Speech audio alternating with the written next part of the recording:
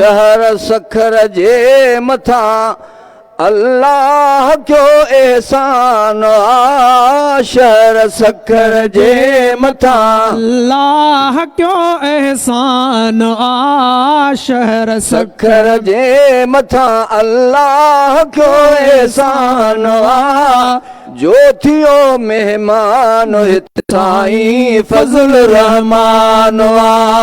जो थियो मेहमान हित साईं फज़ल रहमान शहर सखर जे मथा अल्लाह क्यों एहसान जो थियो मेहमान हित साईं फज़ल रहमान जो थियो मेहमान हित साईं फज़ल रहमान हिन मुजाहिद मर्द के मौला कयो ममताज़ लीडरनि सभिनी जो साईं जे मथां ई नाज़ हिन मुजाहिद मर्द के मौला कयो ममताज़ लीडरनि सभिनी जो साईं जे मथां ई नाज़ लीडरनि सभिनी जो साईं जे मथां ई नाज़ सियासत में उत्तम सरताज सियासतदान सियासत में उत्तम सरताज सियासतदान जो थियो मेहमान हित साईं फज़ल रहमान जो थियो मेहमान हित साईं फज़ल रहमान शहर सखर जे मथा अल्लाह क्यों एहसान जो थियो मेहमान हित साईं फज़ल रहमान जो थियो मेहमान हित साईं फज़ल रहमान जय वक़ुफ़ कई ज़िंदगी आहे समूरी दीन ले ओ जय वक़ुफ़ कई ज़िंदगी आहे समूरी दीन ले सोच उन जी आहे यकसां अमीर मिसकीन ले ओ जय वक़ुफ़ कई ज़िंदगी आहे समूरी दीन ले सोच उन जी आहे यकसां अमीर ऐं मिसकीन ले दीन वारे साथ सारे जो सजन सुल्तान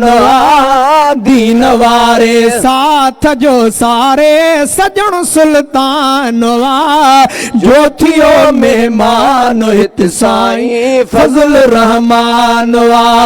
जो थियो मेहमान हित साईं रहमान शहर सखर जे मथा अल्लाह क्यों एहसान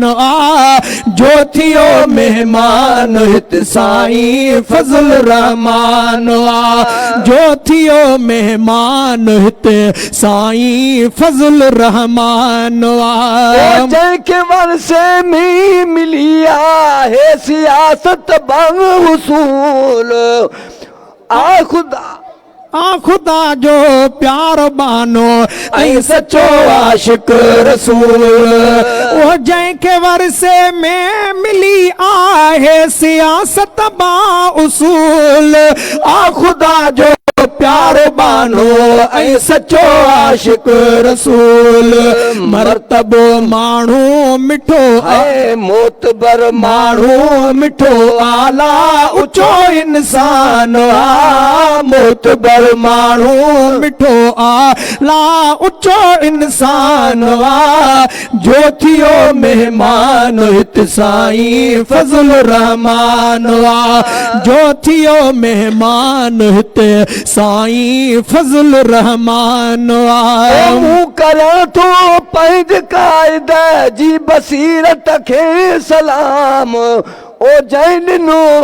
ज़ालिमन जे वात खे लोहो लगाम ओ मूं करां थो पंहिंजे क़ाइद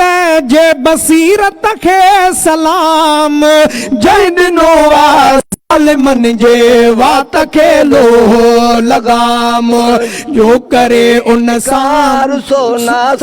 जो नादान जो करे इनकार सोना समझो नादान जो थियो मेहमान हित साईं फज़ल रहमान जो थियो मेहमान हित साईं फज़ल रहमान शहर सखर जे मथा अल्लाह को एहसान जो थियो मेहमान हित साईं फज़ल रहमान ओ याद बिन प्यारनि जी मीही कॉन्फ्रेंस आहे थी डॉक्टर साहब शहीद ऐं मुर्शिद हाले जवी ओ याद बिन प्यारनि में ही कॉन्फ्रेंस आहे ही थी डॉक्टर साहब शहीद ऐं मुर्शिद हाले जवी डॉक्टर साहब शहीद ऐं मुर्शिद हाले जीवी जिन बिन्हिनि जे नाम सां थियो ख़ासि ही उनवान जिन बिन्हिनि जे नाम सां थियो ख़ासि ही उनवान जो थियो मेहमान हित साईं फज़ल रहमान जो थियो मेहमान हित साईं फज़ल रहमान शहर सखर जे मथा अल्लाह जो एहसान जो थियो मेहमान हित साईं फज़ल रहमान जो थियो मेहमान हित साईं फज़ल रहमान ओ बाअमल आलिम कुतुब किताब हो कामिल वली मुझ मुर्शिद हजरत अब्दुल समद हाले जवी ओ बाअमल आलिम कुतुब किताब हो कामिल वली मुझो मुर्शिद हजरत अब्दुल समद हाले जवी